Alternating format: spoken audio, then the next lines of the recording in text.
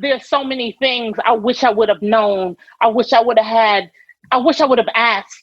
I have so many questions, right? And simultaneously, I'm like, how? And I don't know why I was even thinking about this, but I'm like, how can I exist and have my grandmother exist in the world forever? Take a little break from the crazy, try to recalibrate. Every day seem to be hazy, I see doom. Everybody sick with obsession, it's hard to navigate. Take your baggage out of my space, I need room.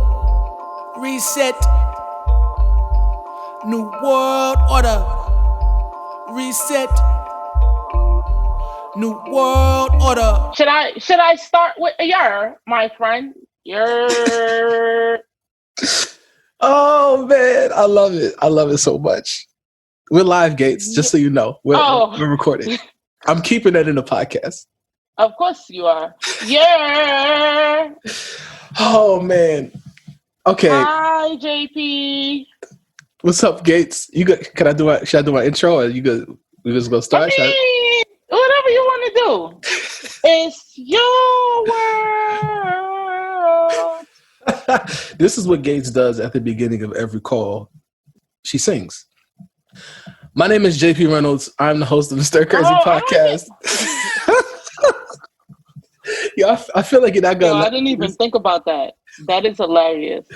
What? You'll be singing, huh? You singing all the time. This is what you do. You sing. Yeah. You be singing Mary J. Blige. You be rapping Lil Kim and Jay-Z lyrics. That's what you be doing. This is not a lie. So do what you need to do. You doing your intro? What you doing? I was going to, just so you know, so that people know what they listening to. Oh yeah. Be great. Do your thing. Do your numbers. Oh man, yeah. Do your numbers, JP. Clearly, this episode is maybe a little bit different. My name is JP. It's just different. It's just different. I'm gonna chill. Go. I'm keeping all of this in the episode. That's fine. You're listening to the Stir Crazy podcast. I'm your host, JP Reynolds. I have been talking to some of my really, really dope friends about things they're experts on in the context of this ever-changing, uncertain, and transforming world. You've heard her voice already. You've heard her speak. You've heard her ad-lib. You've heard her You've already gotten a sneak peek into what our conversations usually sound like. I'm joined today by Syreeta Gates, the great Syreeta Gates, who, if you don't know, now you know. Do your Googles. Do your Googles, B. Syreeta is a hip-hop archivist, an entrepreneur, an art collector. I mean, there's a very wide spectrum of things that Syreeta is. And I'm honored to have her on the podcast. Thank you for joining us. For the folks listening and tuning in, thank you for joining us for the podcast. We've been doing a bunch of different conversations on the podcast the last few weeks about political things because the election cycle is, I guess, technically still here because it's like the lame duck period and, you know, whatever. And while we know that most things we do are political, we're not going to be talking that political talk as much today because we're getting off that a little bit. We're going to some different areas and thinking about a wide spectrum. We're casting a wide net into the conversations. You heard? You know what I'm saying? This is what we do. We contain the multitudes, B. You know what I'm saying? See what I'm saying? Plethora. You heard? So tonight, me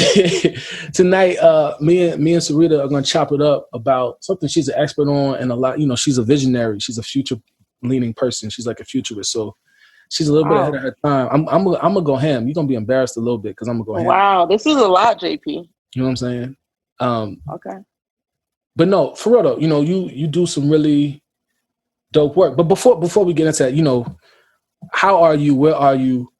What's good? What's good with you, B? First, I'd like to say thank you.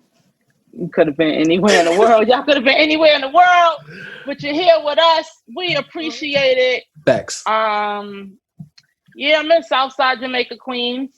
Hardly home, but always repping. But you're always home and always repping.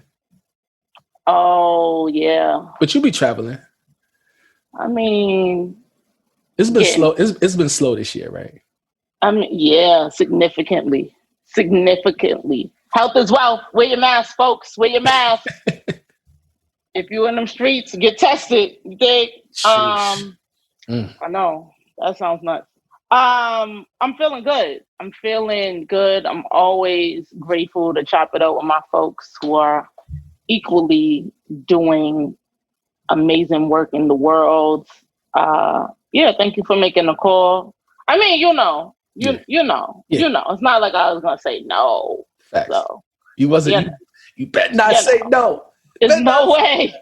No way. Ain't no way. Ain't no way. No. Wow. You know that's my song too. Dude, that's why I said it. That's why I brought it up. Yeah.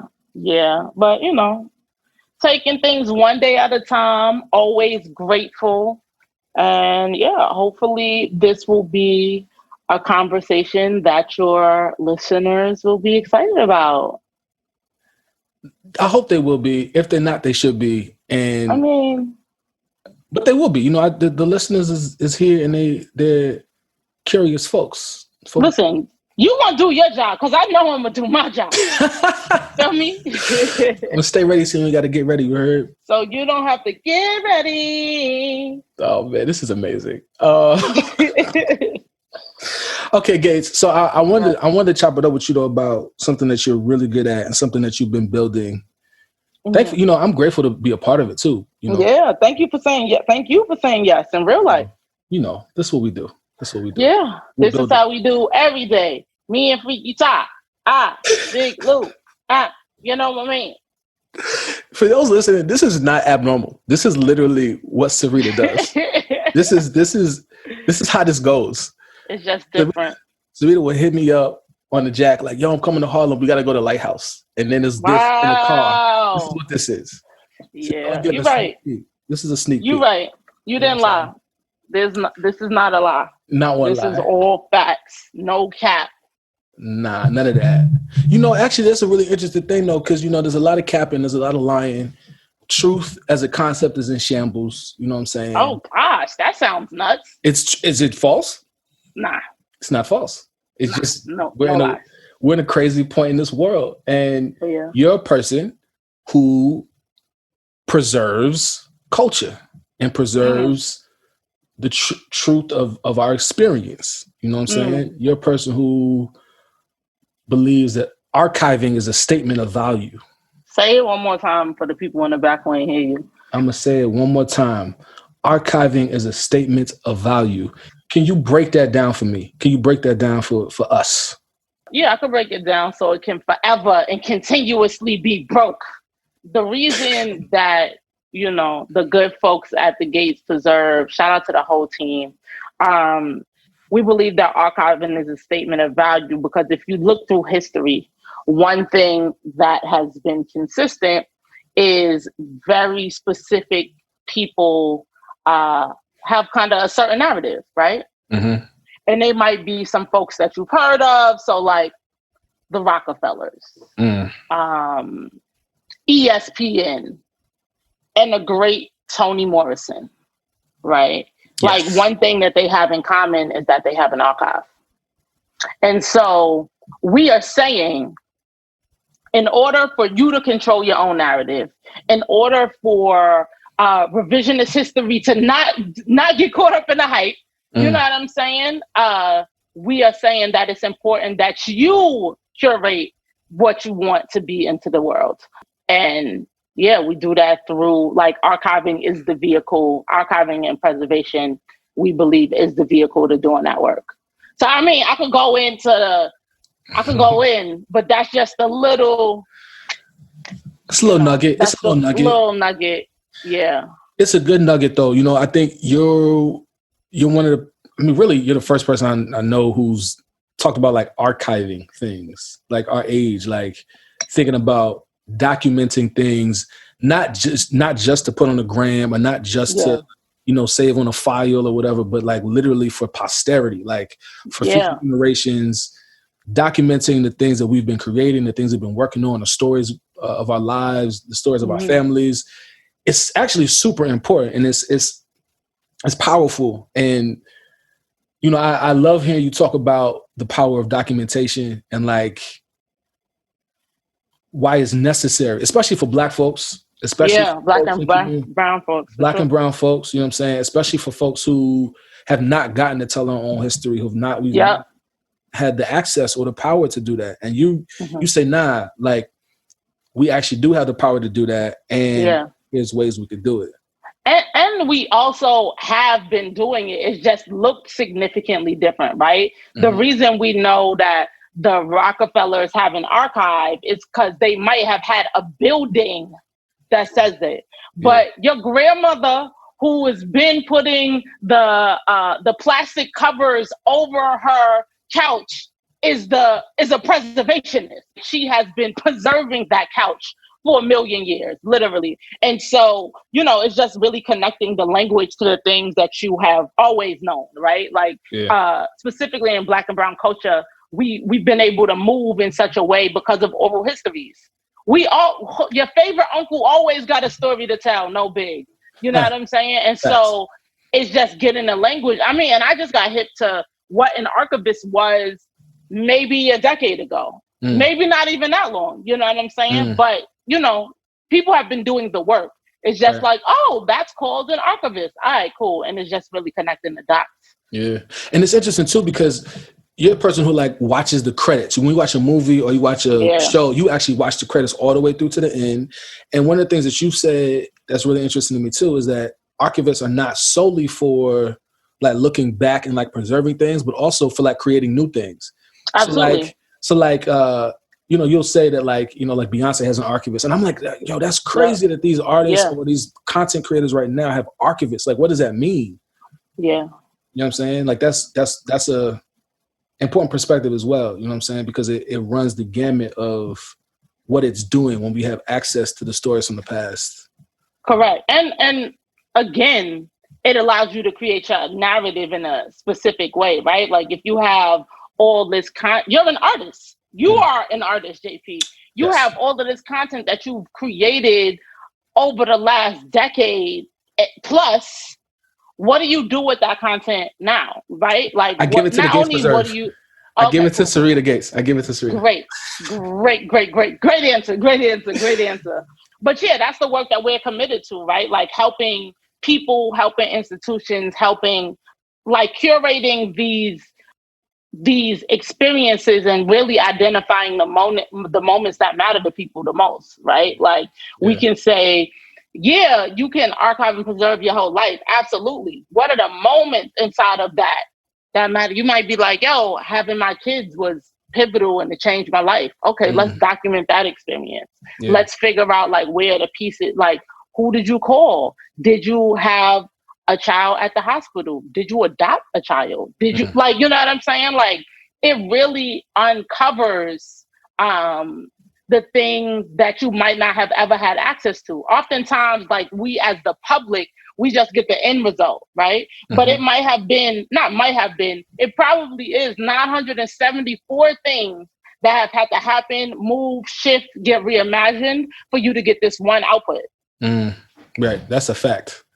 That's an absolute fact. There's a whole story behind what people see. Whole story behind, and that's everything. So you're talking about Beyonce, like, one album is B-Day. One album is Lemonade. What about the songs that didn't make the album? Right. What about the visuals that didn't make the album? What about the, like, where's that stuff at? Yeah. You know? And who has access to it? Because I think it's also important, like, to figure out, like, we believe that, you know, it's important for the people to have access, but somebody could be like, actually, I just want my family to have access. And that's enough, you know? So... Yeah, one of the experiences that I've had in archiving was like in college. And I told you the story before where, you know, I was doing this. I did my senior essay on the relationship between Martin Luther King Jr. and Langston Hughes, and I found that there was this cache of letters between the two of them where they had been communicating over time, like over like a long period of time. And Martin King would say to Langston Hughes, you know, like, yo, I need your words. They help sustain me on this journey in the civil rights movement. Langston Hughes, they would go back and forth. And I remember I went to like 3 different libraries. You know what I'm saying? I went to the AUC.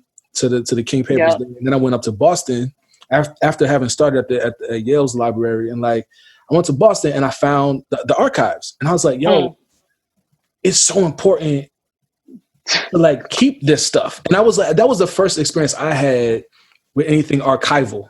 But that's like, the answers are in the archives, B. You know what I'm saying? Yeah.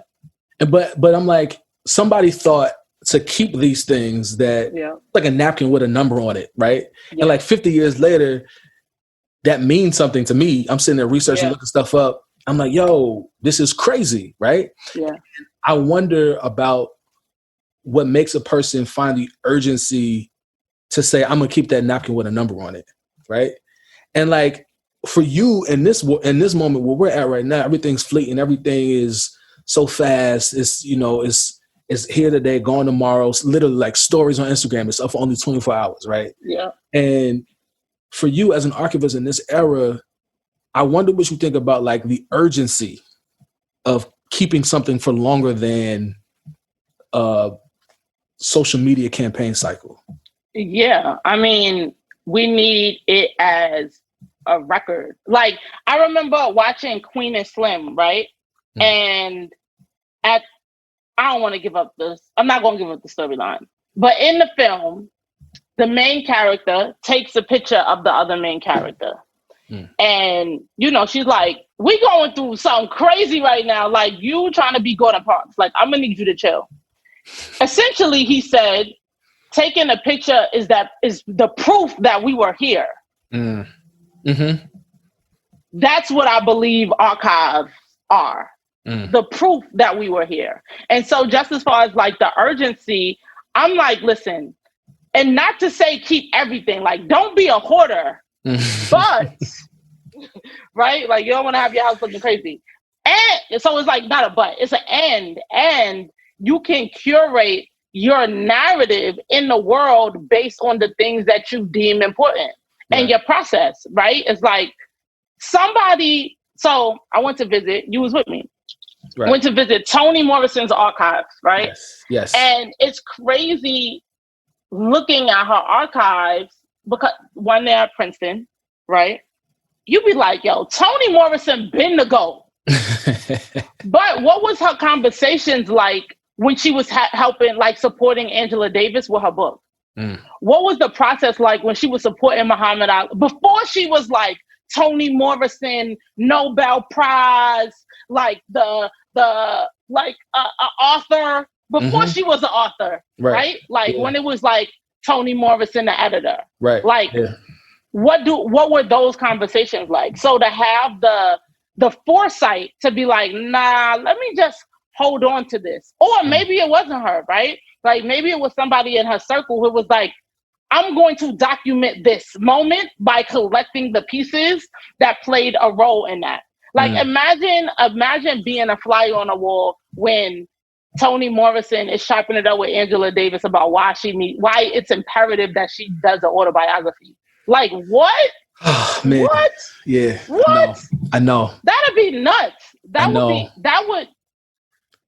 would be nuts. I know. You know, or like imagine the process of like who was in the room when Jay-Z was like, nah, I'm about to hang it up. I'm throwing the jersey. I'm retiring. It's over. Who was in the room? You think he ever said it? You think he ever got to that point? Was like, nah, I'm good. You think so? Yeah. I mean, we've seen it. Black Album. That was supposed to be That's the true. last album. Oh, I thought you meant like before he made it. Like before Reasonable Doubt Hove. Like Nah. Okay, I see what you're saying. But yes, and right. But it could be dope to compare, right? He was supposed to have one album. Right. So imagine the conversation like, nah, I'm going to just do this one album. We just want to make this money real quick and then that's it. Right. 2, I'm retiring. And imagine the collection, like imagine those 2 distinct moments and what is the juxtaposition between those 2 decades later. Yeah. Yeah, and that's if you got an archive, you could, you do that work. But that's the thing that's so interesting about the way you think about it, because it's like the moments that we experience right now are not just the moments we experience right now. They mean something different in the future. Absolutely. And that's so dope to me, B. Like, I'm like, because Because it's like, any conversation we have, or like, what are the things that will turn into the thing that is important in 20 years? That's always fascinating to me. Yeah. I mean, but imagine moving through the world with you thinking about that all the time. I'm like, I have every phone that I've ever had, ever.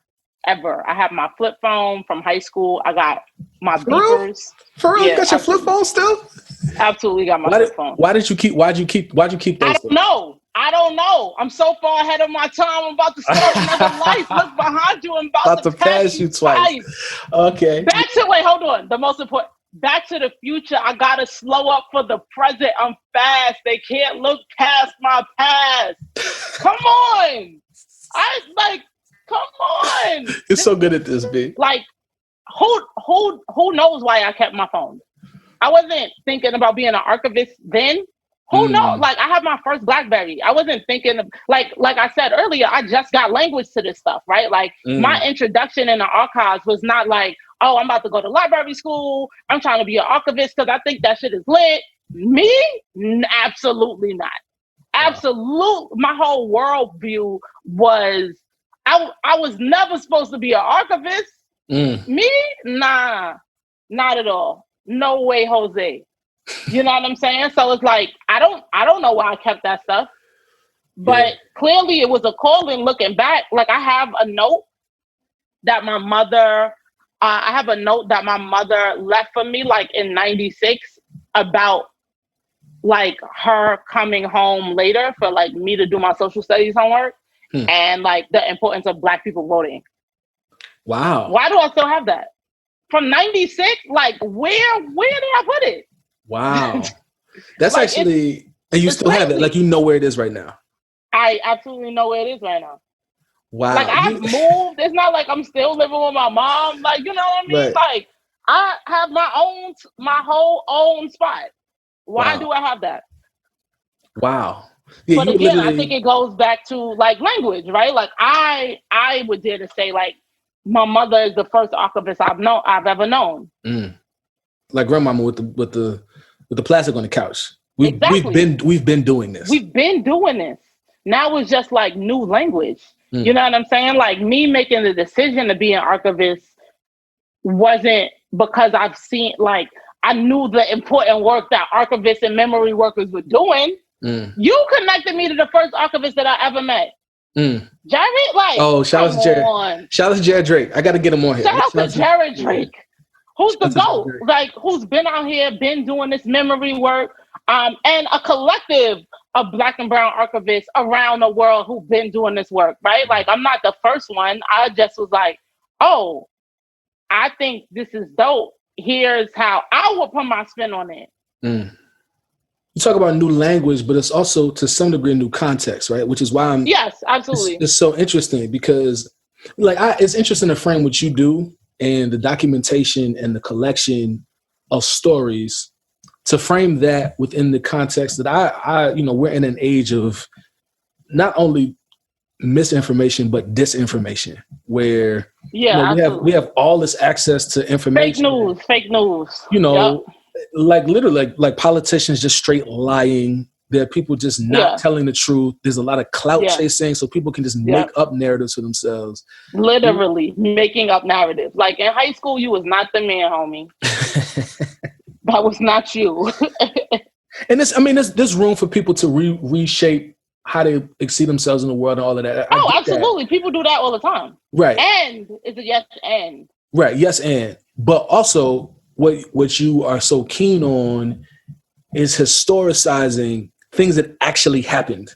So it's almost like I see it as, you like clearly with the story you just told about the letter from Mom Dukes from the flip phone. Shout out to Mom Dukes, by the way. Yes. But those stories, clearly you are in alignment with how you're supposed to be operating in the world. That's what I see. Absolutely. No, absolutely. And again, like in my high school yearbook, it says I want to be a chef. I graduated high school and was like, oh, no, I'm about to do fashion. Like, an archivist? How did I get here? Can you actually track the questions you asked yourself to get to the place? Because I'm like, that's always an interesting exercise to like track back How do we get here? Yeah, I think it's some moments. It's like 3 moments. Okay. So the first moment was my grandmother passing February 12th, 2009. Right. So that was the first moment. The second moment was me working on Shaping the Culture. And the third moment was seeing that Beyonce had an archivist in the credits. So how it happens. So my grandmother dies in 2009. I'm twisted. I'm feeling crazy. Like, I'm young, right? So I'm like, there's so many things I wish I would have known. I wish I would have asked.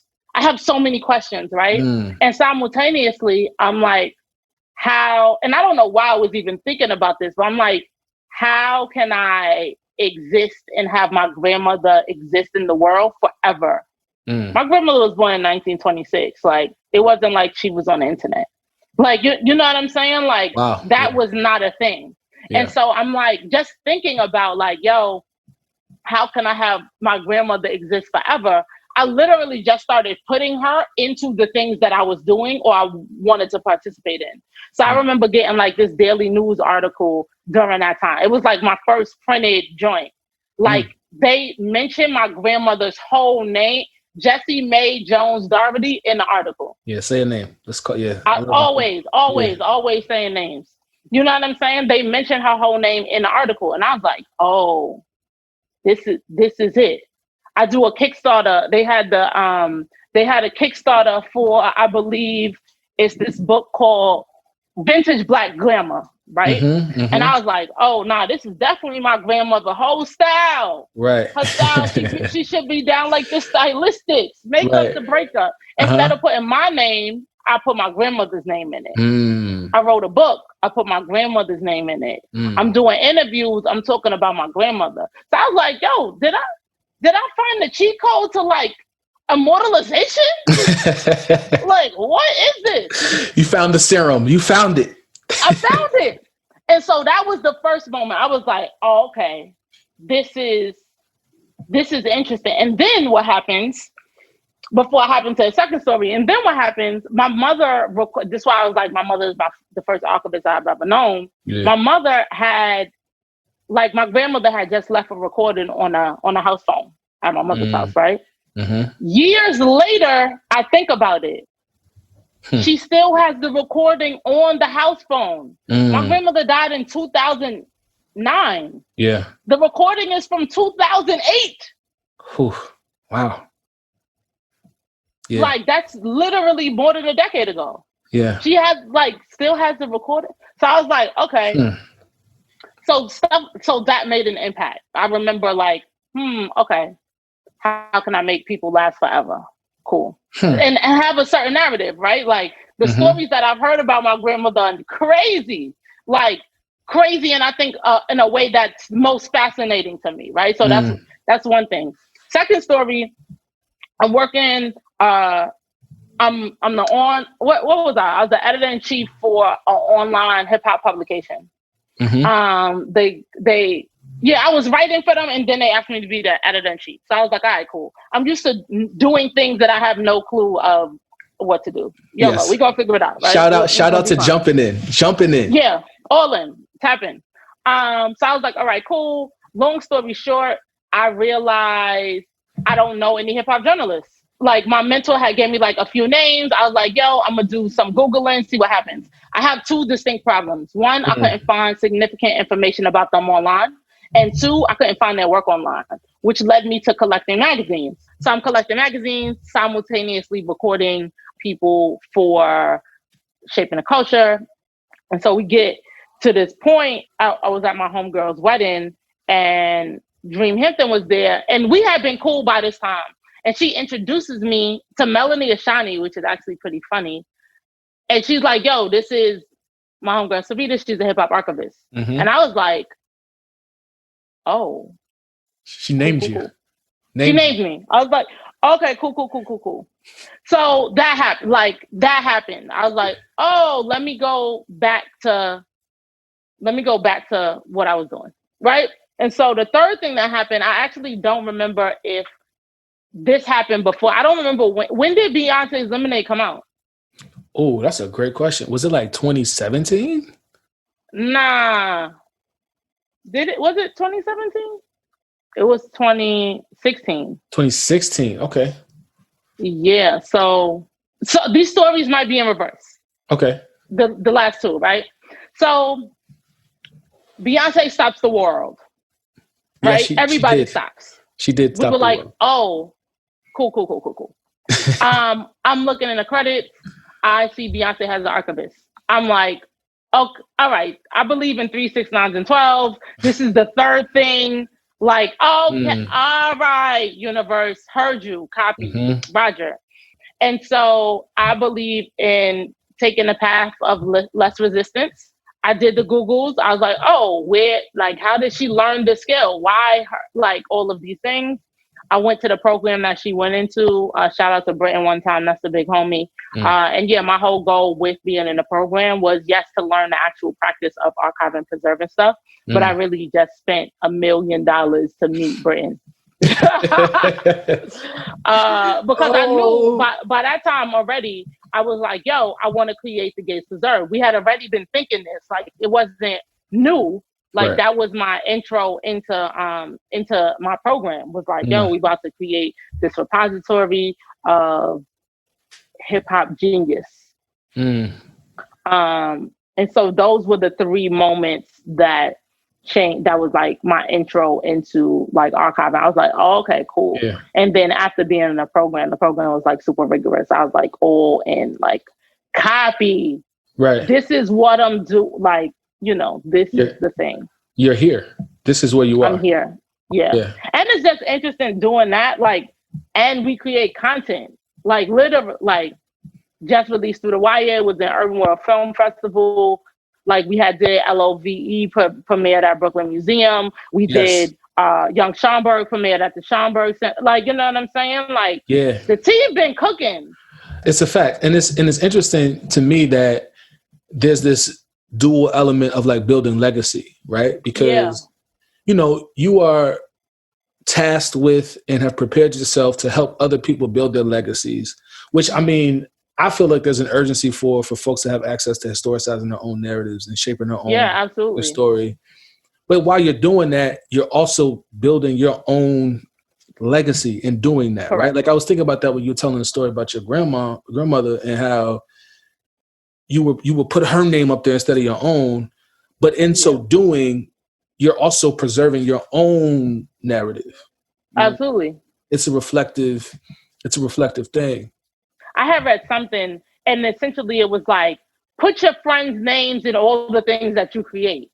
Yeah. Right? Yeah. And so that's why I'm often like, I use this hashtag called Team Us. I've been using it for years. And I'm like, nah, this is the squad. This is the gang. Like, Ashley Mui, Salome Period, like JP, like Kat Delva Crawford, like we out with Nicole Riaz, like we've been here. Yeah. And more importantly, it just gives me space and room to like celebrate my friends.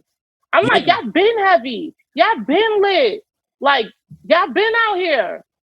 My homegirl Fee, like, we was shorties. Like, I met Fee when I was Fee Noel, brilliant designer. Like, her work has been on Michelle Obama and Beyonce. Like, I met Shorty when I was like 18. That's heavy. We've been in the gym. Like, shots in the gym. Like, she was one of the designers that did the LeBron sneak. Like, she's been out here. You know what I'm saying? And I'm like, all right, I'm just going to keep the same exact energy. Like, I'm going to talk about my friends. I'm going to acknowledge them in public and be loud about it. I believe in gratitude, though. So, like, that's a value. So it's just like, I value gratitude. Team Us is a reflection of that in the world. And so how I've been able to preserve essentially like the legacy of my friends is in my Instagram story or in a text message or, you know what I'm saying? Yeah. Literally speaking their name. Yeah. You mentioned, you just said the word values again, right? Like, that's one of your values. Gratitude is a value.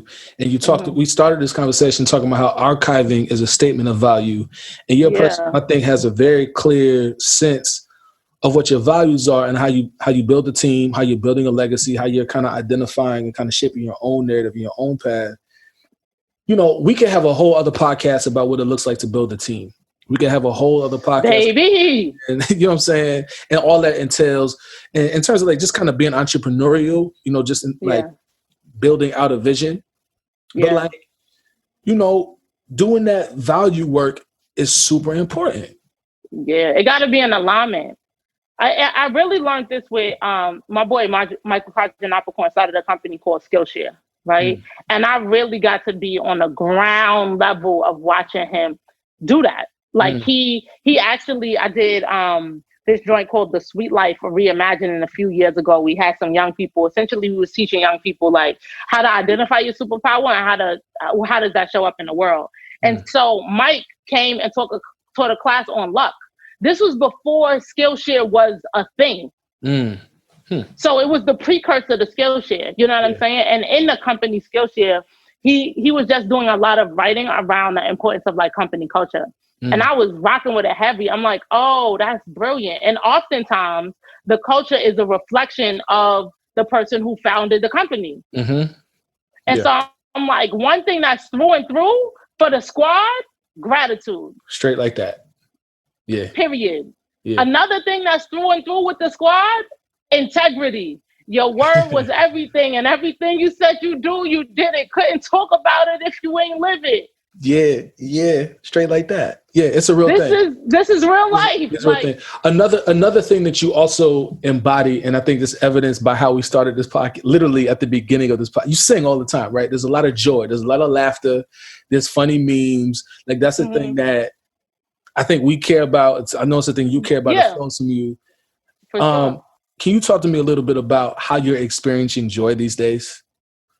Professional Black girl on Instagram. Shout out to Yara Blay. They call me. Black Joy Project, Cleaver Cruz. Shout out to Cleaver. Shout out to this playlist. You know, it's crazy. So my mother called me this morning, which is actually pretty funny. She called me this morning. She was like, you have an eclectic taste in music. I was like, well, how did we get here, Ma?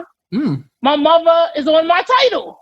So my playlist ranges from like Yolanda Adams, Open Your Heart, right? You're going to get some Mahalia Jackson. You're going to get some Aretha Franklin, Rocksteady, and you're going to get Sweetie Tap In. Yeah. And John Coltrane. Like, and The Lion King. Like, you know what I'm saying? So I was like, oh, that's pretty fat. But for my mother to identify that, I was like, oh, okay, cool. That's because also you'll just bust out a Hove line just out of nowhere too, right? After listening to Mahalia. Oh, absolutely. Like, you know what's crazy? This is real life. I was listening to something, I think it was a podcast, and they were like, you know, people often want you to be like one way, right? Like you can't do this and that. I live in the end. So I'm reading Toni Morrison and reading The Coldness Winter Ever. I'm listening to City Girls and I'm listening. I'm watching like a Malcolm X speech or Mamiya speech. Like, you know what I'm saying? Like I live in the end. So it's like for people to assume that, you know, this work looks one way. I'm the archivist with the Vincent on and the gold Air Max 97. That's me. That is you. That's the range that you're gonna get.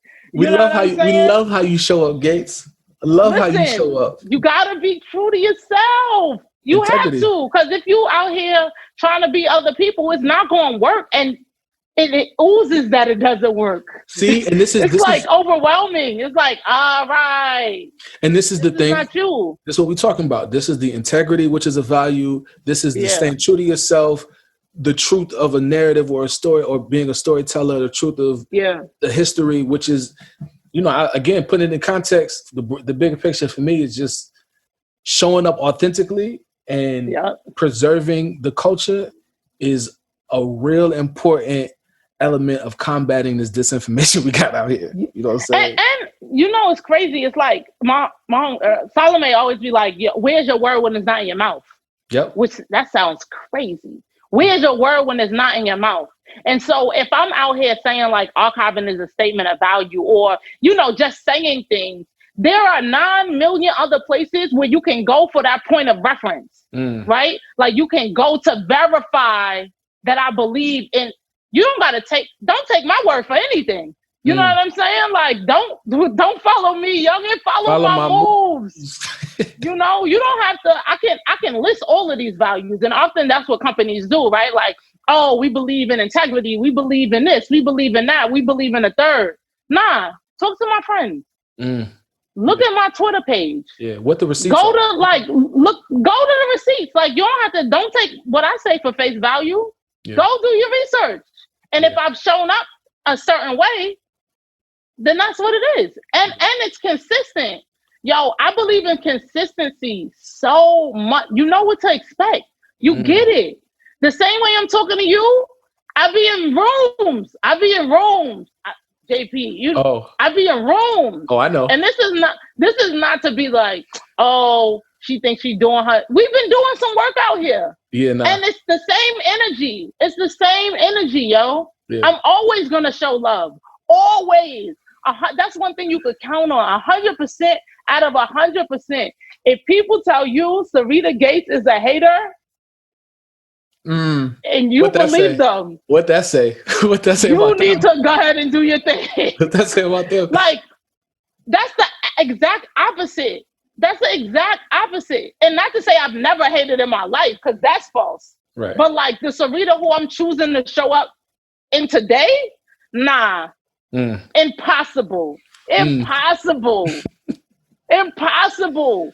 I mean, this is like one of your superpowers, though, right? Like your authenticity. I feel like is one of your superpowers, right? Like, I mean, sure. I mean, well, I guess I like to. It may be presumptuous of me to assume that everybody has a superpower of some sort, but I do feel like folks have intangible things that they contain that really help shape our experience with them. And I feel like for you, that authenticity is like a real thing. So thank you for that. I'm thankful. I mean, it's a journey. It's a marathon, baby. It's a marathon because it just takes something. And I'm still doing the work, right? It's not like, oh, once you figure out who you want to be in the world, like that's it. Like it changes. It evolves. Like I remember I used to be a jerk. For real, I was a jerk. I'm not a jerk no more because I'm like, yo, you got to be nice to people. Right. Like that doesn't work. Like, you know what I'm saying? And how you want to be treated. Like that doesn't work. So it's even kind of like the philosophy you hear oftentimes, like, oh, so-and-so treated me like this, so that's how I treat people. What? Nah, we cutting that. Now we cutting it. If it does not work, it will not move forward, period. And I just don't want to be known in a world like I have a certain worldview of how I want people to actually experience me. Like when you rock with me, you like, yo, we was laughing. We it was so much love. Like it was a trust there, automatic. Like whether you know me for 30-something years or whether you know me for a year, there's a level of trust. It's honesty. Syreeta's gonna keep it a buck. You know what I'm saying? She's gonna consistently show up as herself. Yeah. Like it's no code switching for real. Like you know what I'm saying? Like that doesn't exist. Like these are the things. This is how I want like people to experience me. Oh, Syreeta keeps her word. She says she's gonna do something and she does it. Yeah. She believes in like acts of service. Okay, cool. Yeah, and you set a standard when you start taking action in those ways. You set a standard for yourself, and now you have a litmus test. It's like, well, if you wasn't doing that, what happened? You was doing that before. What's up? Correct. And people gonna check you, and if you don't got people around you who's gonna check you, you need new people. Well, that's a word. No one said it would be easy. No. If you don't got people around you that's actually like, that's not it. That's like we made a hire recently. Nicole, the COO, hit me and was like, yo, that's not it.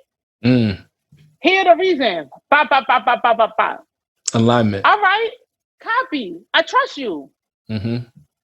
If you don't got trust, you know what I'm saying? Like, and that's the thing. You need values. You need standards to be able to have accountability. To be able to have alignment. right? Absolutely. Absolutely. And if you don't if you can't trust your people that they got your best interests at heart, oh my gosh, you need some new folks. Yeah, this is going back to that building a team, building the legacy piece, right? Like, yeah. What do you want your legacy to be in terms of how people experience you? Yep. What will they say about me? And it's not a what would they say about me as an external validation thing. Nah, it's just like did what they say reflect what I wanted to exist for myself? Correct. You know what I'm saying? Correct. And I mean, and like, yes, we're talking business. It's the same in relationships, right? Mm-hmm. Like, I've gone through situations with dudes and be like, oh, why is he showing up like that? Then I had to look at how I was showing up. And I was like, you remember this conversation I had with you a few years ago? I do. I was like, oh, this is why he's not doing blah, blah, blah, blah, blah. Yeah, I had to ask you a couple. This is how I'm showing up. I had to ask you a couple tough questions. I remember that. That was crazy. JP. Yeah. Oh, why he wilding? Da-da-da-da. Yeah. Oh, okay, cool. So it's also like it's the mirror, right? It's like the thing you want, you actually have to show up and be. Like, you can't be out here with a crazy list of, I want my significant other to be bop, bop, bop, bop, bop, bop, bop, bop, bop.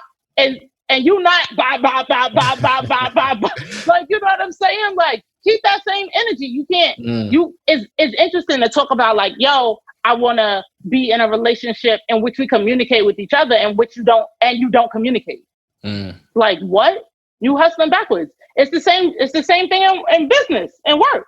Yo, I want to get this deal. I want to get this $1 million deal.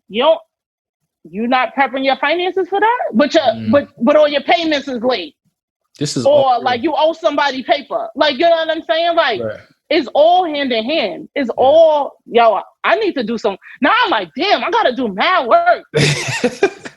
But it's true, right? You got to identify it. Yeah. And it's just showing up in a particular way where, it's constantly evolving.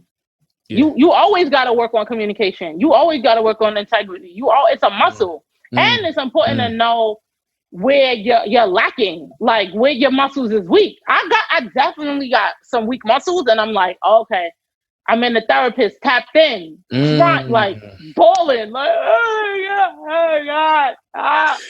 But what's the commitment? Is the commitment for me to be like my greatest self? And if that's the commitment, there's like, all right, that's cool. I'm crying on a therapist Zoom, but I still need to do that work. And so it's remembering what the bigger vision is. It's funny. I was I don't know anything about sports except World Wide West. Yes. I watched The Last Dance, and people are always talking about like Jordan's confidence, and I'm like, yes, and it's faith. His faith is unwavering. They was trying to murk your man, in Utah, like with the pizza. They was trying to take your boy out. They was trying to take him out. Facts. And he was like, copy, got you. You know how much faith you gotta have? Like, yes, confidence. You know how much faith you have to push through? Goodness gracious, the paper. What a catch. What is that? Yeah. Jeez. Yeah, nice. I don't know how I got on that, but we're here now. Yeah, it feels right. So yeah, faith is, and for me, that's a muscle that I have to like increase. I'm like, I don't know. I don't know how you do it, right? It's like, do you put yourself in situations where you have back against the wall, get swing on crack? Like, is it that type of thing? Like, what are ways to practice faith? Not necessarily like spirituality or religion, but like faith. Right. So like faith in oneself, faith in word. Yeah. Like it can be applied in a lot of different ways. I mean, I think the acknowledgement of it, similar to what you were just saying before, right? Like when you can identify a thing as an area of need, sometimes you start paying attention to it more, right? So yeah. It's like, I was gifted the revelation that I need to develop this muscle. Yeah. So it's like if you know that you're like, I want to work on my biceps, right? It's like, I want my biceps to be stronger. And then you start picking up stuff and it's like, Dad, I can't lift that. Like I notice it, you'll more. You know what I'm saying? Yeah. Like what's the thing they say, like that psychological experiment where if you think about a red car, you'll start seeing more red cars. Oh, they say, you know, it's crazy. Like, that's how things show up for me in language. Like, if I talk about a thing, the thing that happened, and I'm like, nah, that's so crazy. Like, that's so, like, oh, I wanted to be cool with a person, or I want like this experience to happen, or like this experience to happen. Oh, yeah. But it happens. Because again, your word is everything, and everything you said you do, you did it. Couldn't talk about it if you ain't living. And for me, it shows up like keeping things in my conversation. Yeah. Nah, it is powerful. Like when we say things or make intention, right? Yeah. One of the really powerful, profound definitions of prayer that I've ever heard was words coupled with intention.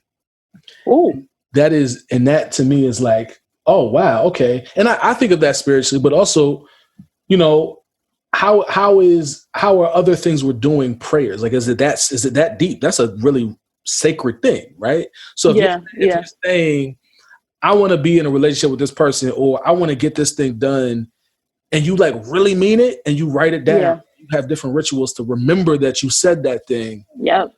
You know, sometimes those things show up, and that stuff does show up, and I'm in awe all the time. Like my mother's like, so you're still amazed at how lit you are. And you should be. That feels crazy, but I am every time. Every time something every time something happens, yo, we just got this new voicemail. I actually got something for you after this, but yes, like, you know what I'm saying? Like every time I'm like grateful. I think it's a matter of like, that sounds like being alive. When you can still feel the wonder of things. Ooh. You know what I'm saying? It's like, it happens over and over, but I still see the miraculousness of it. That's powerful. You know what I'm saying? And it's like when you can feel on that level, that's like the gratitude thing, right? If we can keep showing gratitude for stuff that other people overlook, or even sometimes things that we may have overlooked. Yeah. That's like living. That's being present. Right? Wow.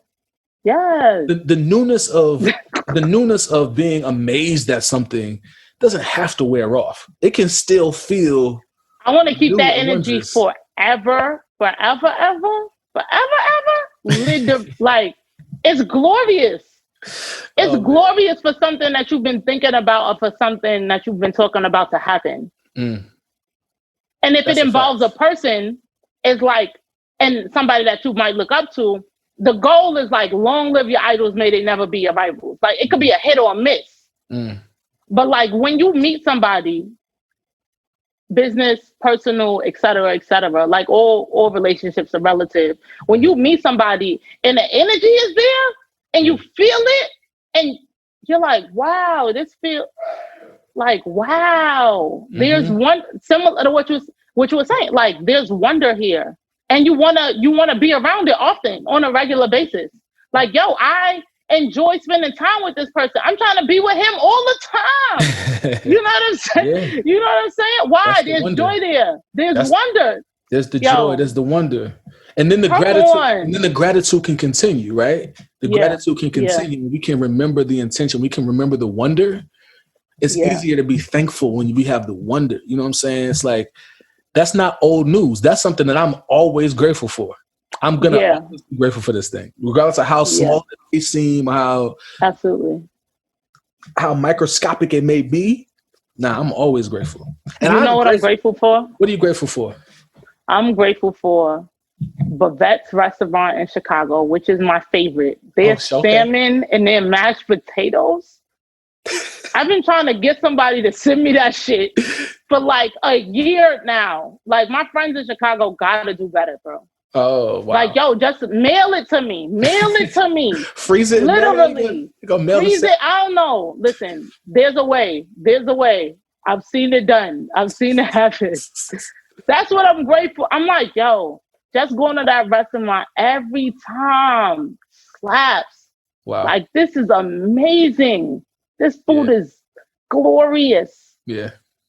I'm grateful that you joined me for this podcast.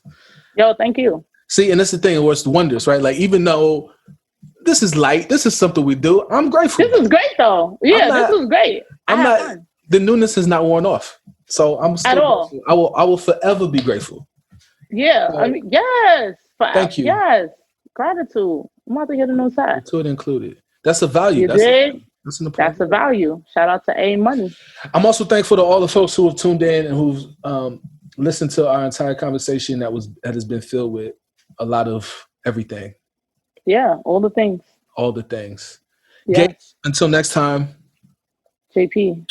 Love is love, man. Much love, yo. Peace and power to you always. Cheers, peace and power. You know how I go. All right, Joe. Thank you for tuning into this episode of Stir Crazy. Don't forget to follow the podcast at Stir Crazy Podcast on Instagram and Facebook. On Twitter, you can find me at Stir Crazy Pod. This is a completely independent venture, so your subscriptions and donations are more than welcome. You can support the podcast at patreon.com/JP Reynolds or hit the link in the podcast description, anchor.fm/Stir Crazy Podcast/support. Thank you. Peace and power to you. See you next Tuesday. Peace and power. True.